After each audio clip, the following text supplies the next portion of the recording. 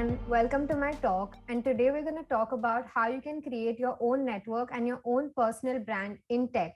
But before we begin, let me tell you a little bit about myself. So, I'm Farah and I'm based in Mumbai in India. 3 years ago, I was pursuing a degree in media because I wanted to be a journalist. And a year into my degree course, I decided to explore some other career options because I had a lot of free time on my hands. And that's when I came across InfoSec. I did a basic course from a local training institute and it got me interested to explore this field further. I started self learning then from online resources. I went on to do two internships, but my second internship came to an end when the pandemic hit. Then I was looking for a job, but during that process, I decided to start doing bug bounties to build my portfolio and also earn some cash along the way.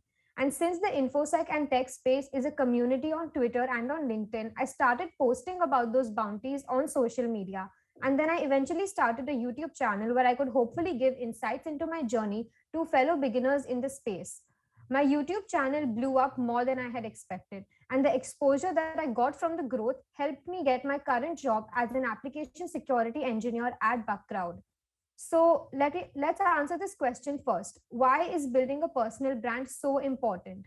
The answer is pretty simple. Most recruitment processes place their focus on educational background, experience, and other traditional requirements. But the InfoSec community is full of people who are entering the industry through non traditional routes.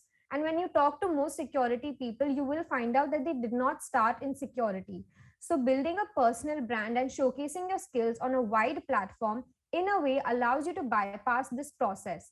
Your brand becomes a way to directly display your knowledge, passion, and skills to the potential employer without bringing in that barrier of quantifiable requirements.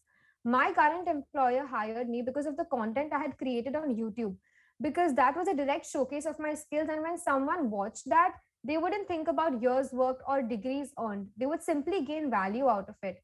In fact, I was hired by my current boss directly because they felt that the skills they saw on my channel were a perfect match for the job that they were hiring for. So, because of my personal brand, I completely bypassed the traditional recruitment process.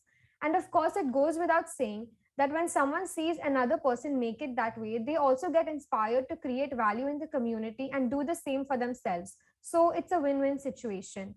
So now that we've established the importance of creating a brand, let me give you some tips on how you can actually start creating your brand.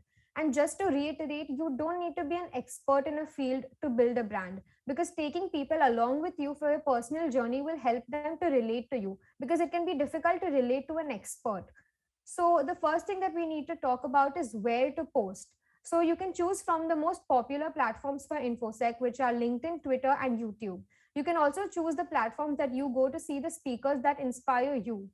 You need to be a passionate sharer on any platform and post consistently, because your audience will keep coming back for your energy as much as they'll come back for the knowledge that you're sharing. For me personally, I started posting updates on LinkedIn in the lockdown about how I was getting some Hall of Fames by reporting bugs. And then when I posted about my bounty, a lot of people were interested in my whole journey and they had a lot of questions. So I decided to start a YouTube channel because I felt that there had to be something missing if people have so many questions. So then a lot of people who were following my journey on LinkedIn became a part of my YouTube community as well. And there are many platforms available, so you can pick the one according to the type of content you want to create. The next thing that we need to talk about is what to post.